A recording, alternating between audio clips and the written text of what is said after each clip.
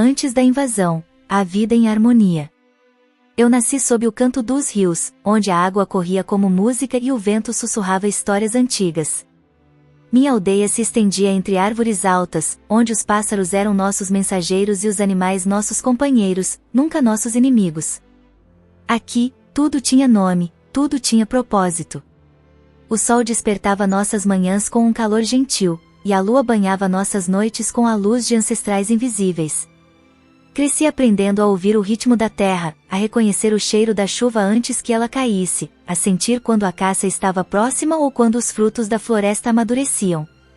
Cada folha, cada pedra, cada animal, fazia parte de nós, e nós fazíamos parte deles. Aprendi com minha mãe a cuidar do fogo, a preparar ervas que curavam febres e dores, a respeitar cada ser que habitava nosso mundo. Meu pai me ensinou a pescar com redes feitas à mão e a caçar com arco e flecha, sempre lembrando que não levamos mais do que precisamos, pois tudo que tiramos da floresta deve ser devolvido em gratidão. Nossos rituais não eram simples celebrações, eram pactos sagrados com a terra, com os espíritos do rio, da selva e do céu. Cantávamos histórias de nossos antepassados em noites de lua cheia, dançando ao redor do fogo, e cada gesto carregava a memória dos que vieram antes de nós. As crianças corriam pelos campos sem medo, conheciam cada caminho da floresta e cada esconderijo dos animais. As mulheres teciam histórias com as mãos, criando tecidos que carregavam símbolos de proteção e força. Os anciãos nos contavam sobre o mundo antes de nós, sobre a origem dos rios e das árvores, sobre o vento que fala com os que sabem ouvir. Era um tempo de abundância, de respeito, de conhecimento compartilhado, e mesmo as pequenas disputas entre aldeias vizinhas eram resolvidas com palavras, gestos e rituais de reconciliação. Nunca pensei que este mundo pudesse ser destruído, que chegaria o dia em que o canto dos pássaros seria substituído pelo estrondo de navios de madeira e metal, que a paz seria rasgada por estranhos com olhos de gelo e corações duros. Mas havia presságios que não sabíamos ler. Às vezes, os ventos traziam odores desconhecidos, e o rio carregava coisas que não pertenciam à floresta. Eu sentia, no fundo da minha alma, que algo estava chegando, algo que mudaria tudo. Nossa vida não era perfeita, mas era completa. Celebrávamos as colheitas, agradecíamos aos rios e às chuvas, rezávamos para que os espíritos nos protegessem das doenças e dos predadores. Cada ritual era um fio que nos ligava aos nossos ancestrais e à terra. Aprendi a fazer amuletos de sementes e ossos, a cantar para a chuva, a falar com os espíritos da floresta. E cada vez que a noite caía, eu olhava para o céu estrelado e sentia que nosso mundo era inteiro, seguro, eterno. A floresta nos ensinava que tudo está conectado. Se um animal morria, sua energia voltava à terra, se uma planta era colhida, novas flores surgiam. A vida era uma dança delicada, e nós sabíamos nosso lugar nessa dança. Não havia pressa, não havia fome de poder. Havia apenas o equilíbrio, o respeito e a reverência por tudo que existia. Minha mãe dizia que ouvir a terra era mais importante do que falar, e eu entendia que cada som, cada cheiro, cada toque, carregava uma mensagem. As crianças aprendiam observando os mais velhos, imitando gestos, repetindo cantos, absorvendo histórias. Eu aprendi assim, primeiro com os olhos, depois com as mãos, finalmente com o coração. Cada dia trazia uma lição, cada estação uma nova forma de conexão. A caça nos ensinava paciência, a pesca, precisão, a agricultura, paciência e humildade. E quando reuníamos o alimento, não era para saciar apenas a fome do corpo, mas para alimentar a alma de todos, lembrando que nada que pertencesse à floresta poderia ser tomado sem respeito e gratidão. Nosso povo tinha regras invisíveis, entendidas sem palavras, não se podia matar por raiva, não se podia tirar sem oferecer, não se podia falar mal dos mortos, pois sua energia continuava entre nós. Cada gesto tinha significado, cada escolha reverberava na aldeia inteira. A vida era dura em muitos momentos, mas também era justa. Aprendemos a valorizar cada respiração, cada gota de água, cada semente que brotava.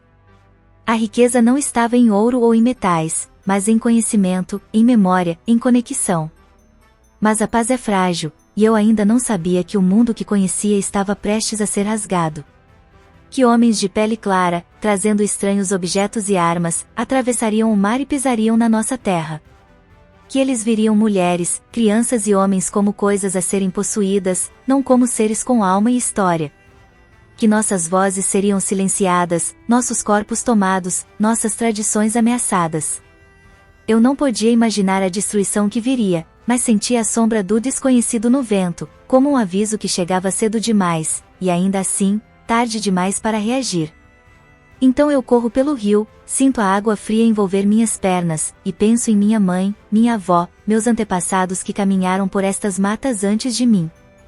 Tento gravar cada cheiro, cada som, cada sensação.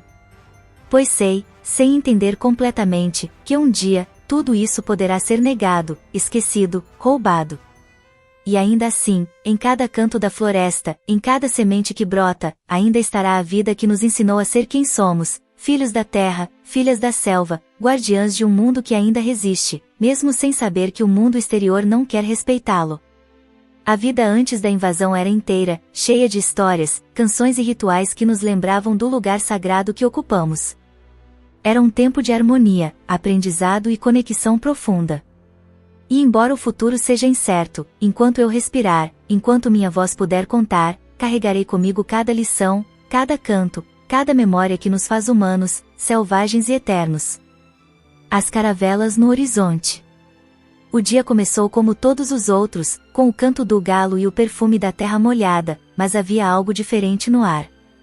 O vento soprava mais forte, trazendo um cheiro estranho, metálico, que não pertencia à floresta. E então, eu os vi. Primeiro, como manchas no horizonte, sombras se movendo sobre o mar. As caravelas. Grandes, rígidas, estranhas. Nossos olhos nunca tinham visto nada assim. Eram como árvores flutuantes, mas sem raízes, carregando homens que falavam uma língua que ninguém podia compreender. Eu corri até o topo da colina, coração batendo como tambor, e observei aqueles seres que vinham de longe, atravessando águas que para nós eram sagradas. Minha aldeia reuniu-se, silenciosa e curiosa, mas havia também medo. Sentíamos que algo em nossa vida, em nossa terra, estava prestes a mudar. Eu via os homens brancos, suas roupas brilhantes, armas que reluziam ao sol, e não podia deixar de sentir um presságio de destruição. Meu pai disse: eles são estranhos, mas observe. Não sabemos se são bons ou maus. Os primeiros dias foram silenciosos. Eles chegavam à praia, carregando presentes, tecidos coloridos, espelhos, ferramentas. Alguns de nós se aproximavam, curiosos. Pegávamos os objetos com cuidado, admirando o brilho que não existia na floresta. Mas algo nos dizia que não era apenas bondade. Havia um peso em cada gesto deles, uma intenção que não se mostrava. Meu coração me dizia para recuar, mas a aldeia estava fascinada e cautelosa. Não demorou para que a doença chegasse antes mesmo de eles tocarem todas as aldeias. Crianças começaram a adoecer sem explicação, febres que queimavam e tosse que sufocava. Ninguém sabia o que era, mas os anciãos murmuravam: os espíritos estão irritados. Algo do mar veio conosco, invisível e mortal. As caravelas eram portadoras não apenas de homens, mas de morte invisível, e nós não sabíamos como nos proteger.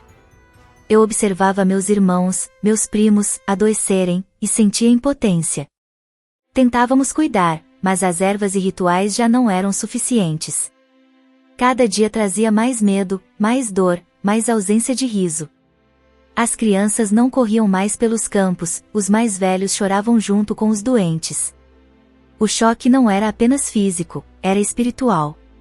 A ordem que conhecíamos, o equilíbrio da vida, estava sendo destruído por algo que não podíamos tocar, mas que sentíamos em cada respiração.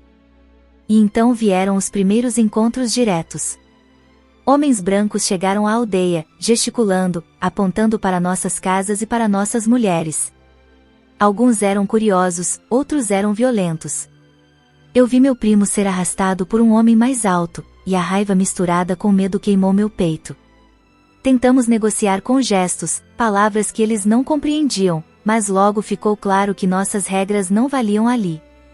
Eles viam a terra como deles, e nós éramos apenas habitantes que poderiam ser domados ou eliminados. As mulheres observavam com olhos cheios de temor e resignação. Algumas choravam, outras ficaram em silêncio absoluto, como se já pressentissem que a vida que conhecíamos estava sendo roubada. Eu aprendi naquele instante que nossos corpos seriam campos de disputa, que nossas vozes seriam silenciadas se ousássemos resistir.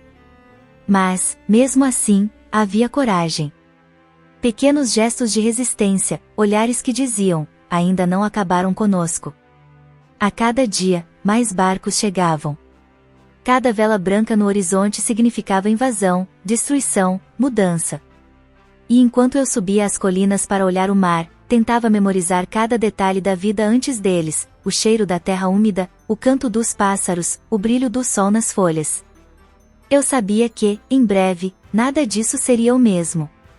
E mesmo com o medo sufocando meu peito, prometi a mim mesma que jamais esqueceria quem éramos, o que éramos, e que cada história, cada ritual, cada canto que aprendemos, sobreviveria dentro de nós, mesmo que eles tentassem apagar tudo. As caravelas eram apenas o começo. A invasão não viria só com homens armados estranhos, mas com doenças, leis, e uma cultura que queria nos dobrar. E naquele dia, olhando o mar azul que agora parecia ameaçador, percebi que nossa vida perfeita estava por um fio. Mas também percebi algo mais, a força de nossa memória, a força de nossas histórias e a força de nossas vozes que não poderiam ser totalmente caladas. E assim, com o coração apertado e os olhos fixos no horizonte, entendi que a história de nossa aldeia e de nosso povo mudaria para sempre. Mas eu ainda estava aqui, e minha voz seria uma testemunha do que éramos antes de tudo se perder. O preço da conquista. O vento trouxe um cheiro que nunca esquecerei, um odor de terra queimada, misturado com o silêncio do medo. As aldeias começaram a morrer antes mesmo de entendermos o que estava acontecendo. A doença chegou sem aviso, invisível e implacável. As crianças, que corriam e brincavam pela floresta, caíam nas esteiras, febres queimando seus corpos frágeis. Os mais velhos gemiam, tentando consolar os doentes, mas não havia consolo que funcionasse. Eu via mães desoladas, olhos perdidos, chorando pelos filhos que a floresta não podia salvar. A cada dia, mais corpos eram enterrados em silêncio, sem canto, sem rituais completos. O equilíbrio sagrado da vida que aprendemos com nossos ancestrais estava sendo rasgado. Os rios que antes traziam vida agora refletiam a morte. Eu caminhava entre as aldeias, sentindo o chão pesado, impregnado de medo, de dor e de impotência. Cada rosto que eu via carregava a mesma pergunta silenciosa: por que nós? E não era só a doença. Os homens brancos começaram a entrar em nossas aldeias, derrubando casas, queimando alimentos, roubando o que tínhamos de mais precioso. Vi meu primo ser ferido apenas por caminhar perto deles. Vi mulheres sendo levadas à força, crianças arrancadas dos braços de suas mães. A violência era física e espiritual.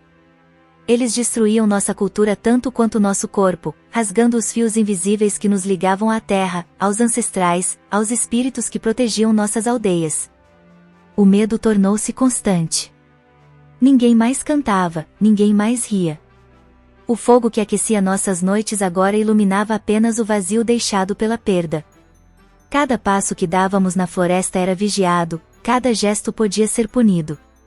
Tentávamos nos organizar, fugir, proteger os doentes, mas éramos poucos e enfraquecidos. E ainda assim, dentro de mim, uma chama persistia. Uma voz dizia: devemos lembrar quem somos. Não podemos deixar que eles nos apaguem completamente. As histórias que antes eram contadas ao redor do fogo agora eram sussurradas em esconderijos. Eu lembrava de cada ritual, cada canto, cada gesto de nossos ancestrais, tentando manter viva a memória do que éramos. Os mais velhos falavam sobre a paciência da terra, sobre a resiliência dos rios, e eu repetia isso para as crianças, tentando que elas entendessem que, mesmo na dor, ainda havia vida, ainda havia força. Mas a destruição era total. Aldeias inteiras desapareciam em dias, e rios que antes eram sagrados tornaram-se testemunhas silenciosas do horror.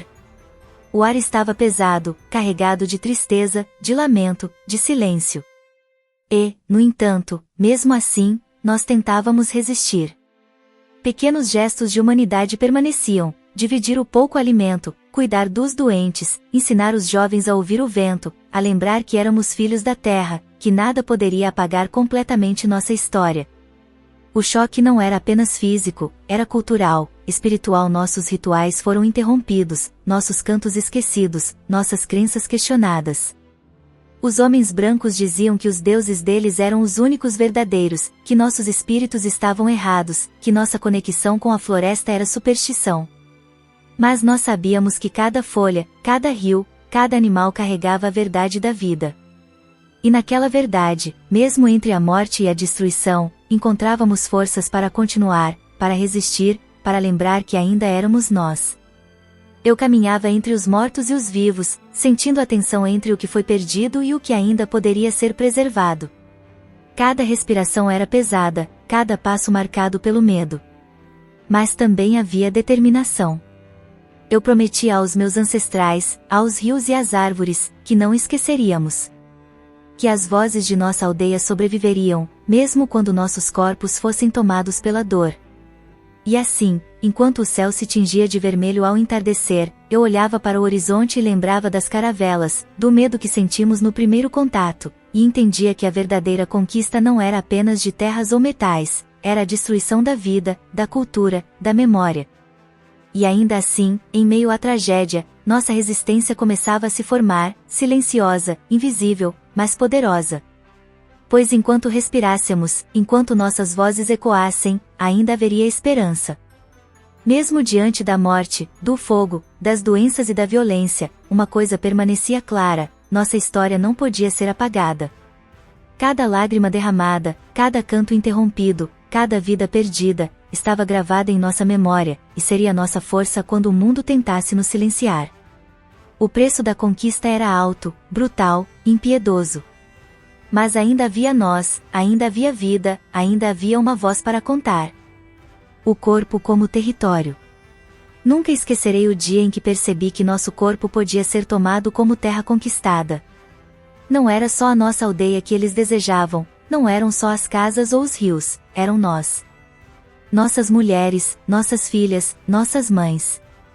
Cada corpo se tornou campo de disputa, e cada gesto, uma forma de dominação. Eu ainda me lembro do medo que cresceu em nossas casas. As mais velhas tentavam nos ensinar a resistir, a escondermos nossos corpos, a fugir quando a sombra dos homens brancos se aproximava. Mas fugir não era sempre possível. Eles vinham armados, impiedosos, com olhos que não conheciam compaixão. Muitas de nós eram levadas à força, obrigadas a obedecer, a servir, a aceitar o que nunca deveríamos aceitar. O silêncio se tornou nosso aliado. Aprendi a falar pouco, a olhar para baixo, a usar o corpo como escudo invisível. Mas dentro de mim, cada toque, cada gesto imposto, queimava minha alma. Vi amigas chorarem sozinhas, mães serem violadas diante de filhos, crianças se esconderem embaixo das esteiras, incapazes de compreender a maldade que avançava sobre nós. A violência não era apenas física, era espiritual, emocional, cultural. Tentavam apagar nossa identidade, nossa autonomia, nossa história. Não havia palavras para a dor que sentíamos. Era como se o espírito da floresta tivesse sido arrancado de nossos corpos.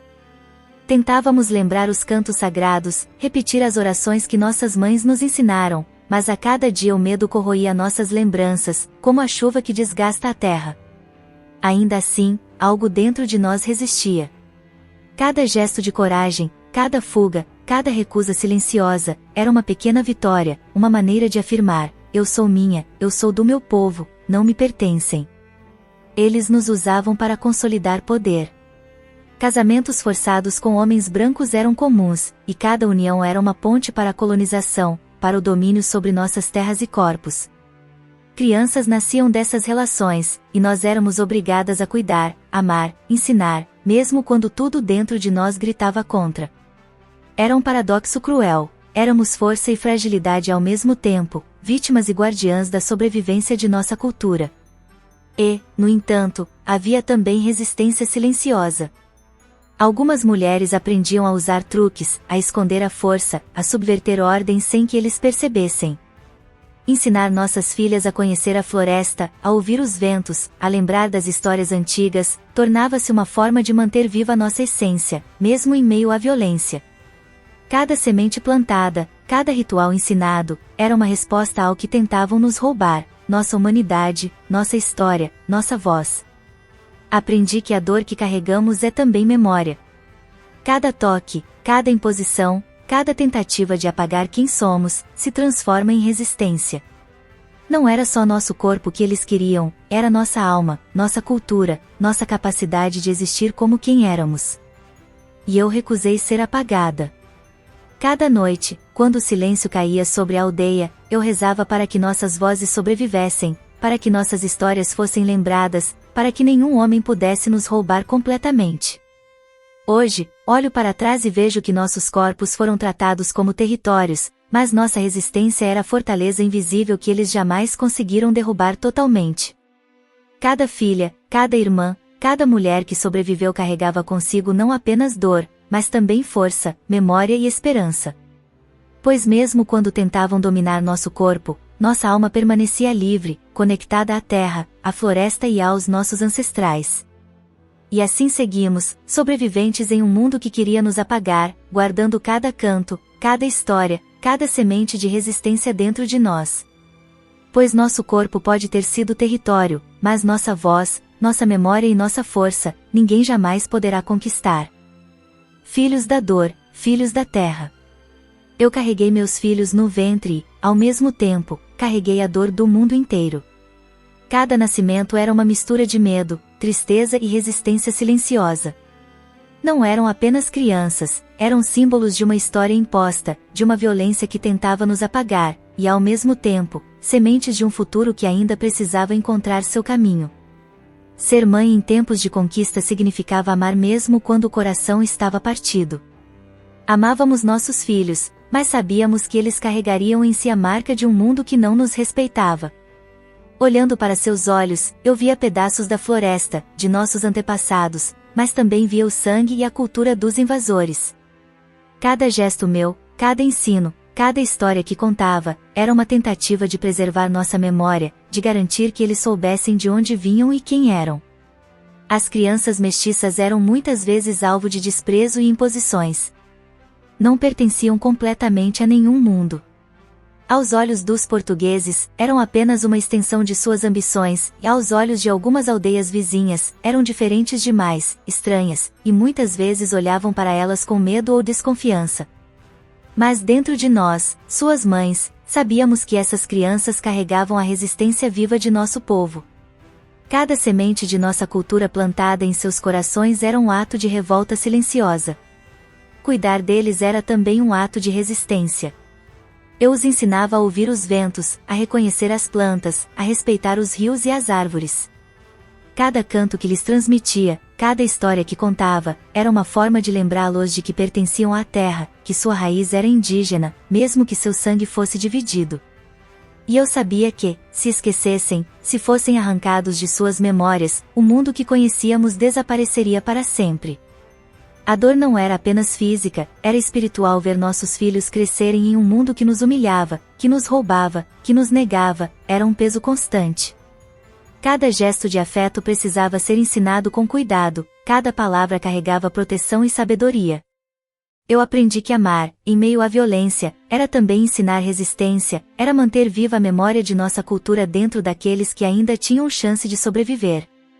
O nascimento dessas crianças nos lembrava todos os dias do que havia sido perdido e do que ainda precisava ser preservado. Eram filhos da dor, sim, mas também filhos da terra, do espírito de nossos ancestrais, e símbolos de que a vida continua mesmo quando tentam destruí-la. Cada risada deles, cada passo dado, cada pergunta curiosa, era um lembrete de que nossa história não poderia ser totalmente apagada. E assim seguimos, mães e filhas, mulheres e crianças, tecendo um fio invisível que ligava passado, presente e futuro. Cada gesto nosso, cada história contada, cada canto entoado, era resistência pura. porque mesmo que o mundo tentasse nos dominar, mesmo que nossas vozes fossem silenciadas, nossos filhos carregavam em si o espírito de nosso povo, a força da floresta e a memória dos que vieram antes de nós. Eles eram a prova de que, mesmo na dor, havia esperança. Que, mesmo em meio à violência, nossa cultura podia sobreviver. Que, mesmo quando tudo parecia perdido, nossas raízes estavam firmes na terra, prontas para florescer novamente. E eu, como mãe, sabia que meu papel era garantir que essas sementes resistissem, que essas vozes jamais fossem esquecidas, e que cada filho meu fosse também guardião da nossa história. Resistência e vozes silenciadas. Mesmo diante da dor, da morte e da violência, nós não nos calamos completamente. Aprendi cedo que a sobrevivência não era apenas escapar da morte física, mas manter viva a memória de nosso povo, nossas vozes, nossos cantos e nossos rituais. Cada gesto de resistência, por menor que fosse, se tornava uma chama acesa em meio à escuridão da conquista. Muitas mulheres se escondiam com seus filhos nas matas, ensinando-os a caçar, a reconhecer plantas medicinais, a ouvir os rios e os ventos. Cada passo silencioso era uma lição. Cada canto sussurrado à noite carregava histórias ancestrais. Nós sabíamos que, enquanto transmitíssemos nosso conhecimento, nada podia nos roubar totalmente, nem a violência, nem a dominação, nem o medo. Os quilombos indígenas começaram a surgir, pequenas comunidades que resistiam fora do alcance dos portugueses. Ali, conseguimos preservar nossas tradições, ensinar nossa língua, celebrar nossos rituais e proteger os mais vulneráveis. Eu participei dessas fugas silenciosas, guiando mulheres e crianças por trilhas que só nós conhecíamos, evitando armadilhas e patrulhas, escondendo a vida que ainda pulsava dentro de nós. Mas a resistência não se limitava à fuga. Cada ato de memória, cada canto antigo entoado em segredo, era uma forma de protesto. Contávamos histórias sobre os ancestrais, sobre espíritos protetores, sobre rios e florestas, mantendo viva a conexão espiritual com a terra. Mesmo quando tentavam apagar nossa cultura, nós encontrávamos formas de preservá-la, de passar adiante o que nos fazia fortes, humanas, vivas. A violência não conseguiu silenciar todas as vozes. Eu observava meninas e meninos repetir os cantos, ensinar uns aos outros, aprender a respeitar a floresta, a curar com ervas, a lembrar dos ancestrais. Cada semente de conhecimento era um ato de resistência contra quem tentava nos reduzir às sombras. Nós éramos sombras às vezes, escondidas, mas sombras que continuavam a existir, a respirar, a ensinar. Eu mesma me tornei guardiã de histórias, de cantos, de nomes e memórias. Cada noite, quando a aldeia dormia, eu sussurrava aos meus filhos sobre as árvores, sobre os rios, sobre nossos antepassados. Tentava que cada palavra, cada imagem, fosse mais forte que qualquer violência que já tínhamos sofrido. Pois mesmo que tentassem nos apagar, nós permanecíamos, invisíveis aos olhos deles, mas vivos na essência do que éramos. E assim percebi que a verdadeira força não estava apenas em lutar com armas ou fugir, mas em manter a cultura viva, em garantir que cada criança, cada mulher, cada homem soubesse de onde vinha. Que mesmo quando éramos silenciados, nossas vozes ainda existiam em sussurros, em cantos, em memórias que não podiam ser destruídas. A resistência era silenciosa, quase invisível, mas poderosa. Era a força de uma aldeia inteira, de uma linhagem que recusava desaparecer. Eu sabia que a luta não era apenas pela vida, mas pela alma do nosso povo, pela memória de nossos ancestrais, pelo direito de existir como éramos. E, mesmo no silêncio da noite, nossas vozes ecoavam na floresta, lembrando que ninguém poderia nos destruir completamente. Enquanto caminhava entre crianças e mulheres, protegendo o que ainda podia ser salvo, eu sentia orgulho. Mesmo em meio ao sofrimento, mesmo sob a opressão, ainda havia nós. Ainda havia força. Ainda havia memória. E essas vozes silenciadas eram a promessa de que um dia, mesmo que distante, seriam ouvidas novamente. A voz que não se apaga. Mesmo quando tentaram nos apagar, quando a dor parecia maior que a vida, nós continuamos existindo. Nossas vozes, sussurradas nas matas, cantadas às escondidas, guardadas no coração das crianças, não podiam ser silenciadas completamente. Eu sei disso, porque sou filha da floresta, filha da memória, e carreguei em mim cada lágrima, cada canto, cada história que nos tentaram roubar. Hoje, falo para vocês, não apenas como mulher, mas como testemunha de tudo o que foi e de tudo o que resistiu. Olho para o passado e vejo aldeias destruídas, rios chorando, corpos marcados pela dor. Mas também vejo sementes plantadas, crianças que cresceram, mulheres que ensinaram suas filhas e filhos, homens que aprenderam a ouvir e respeitar. Cada gesto de resistência tornou-se eterna. A terra que nos deram como território, nós a preservamos. Cada árvore, cada rio, cada pedra guarda nossa história. E quando vocês pisam nesse chão, quando vocês caminham pela floresta ou pela cidade, carregam conosco fragmentos de nossa voz. Não percebem, mas cada passo seu ecoa a memória de nossos cantos, de nossos rituais, de nossas resistências silenciosas. Nossas histórias não cabem em livros que só contam versões de conquistadores. Elas vivem nos sussurros do vento, nos risos das crianças, nos cantos que ainda se entoam em segredo. Elas vivem em nós, nas nossas lembranças, no nosso sangue, na força que nos mantém de pé apesar de tudo. Cada mulher indígena que sobreviveu, cada mãe que transmitiu sua memória, cada filha que não esqueceu, é prova de que nossas vozes são imortais. Eu fecho meus olhos e sinto o espírito de nossas ancestrais ao meu redor, guiando-me, lembrando-me que a dor que sentimos não foi em vão. Cada sofrimento se transformou em resistência. Cada lágrima derramada fortaleceu nossos corações. E cada voz, mesmo que sussurrada ou esquecida por alguns, continua a ecoar, atravessando o tempo, atravessando gerações. O Brasil nasceu de dor, de violência, de imposição. Mas também nasceu de força, de resistência, de memória viva. E nós, mulheres indígenas, carregamos isso em nós. Nossa história é invisível para muitos, mas não para nós. E nossa voz, a voz que nos tentaram roubar, a voz que sobreviveu à dor e à opressão, não se apagará. Escutem atentamente. Ouçam o vento, as árvores, os rios, os cantos que ainda se entoam nas aldeias e nas cidades. Elas carregam nossa memória, nossa força e nossa presença. Nós estamos aqui, e estaremos sempre. Porque nossa voz não se apaga. Ela ecoa, atravessa o tempo e lembra a todos que, mesmo quando tentam destruir, a resistência permanece, e a memória nunca morre. E assim, mesmo após séculos, eu continuo a contar nossa história, como mãe, como filha da floresta, como guardiã da memória. Porque enquanto houver alguém que ouça, enquanto houver alguém que lembre, nossa voz viverá. Para sempre.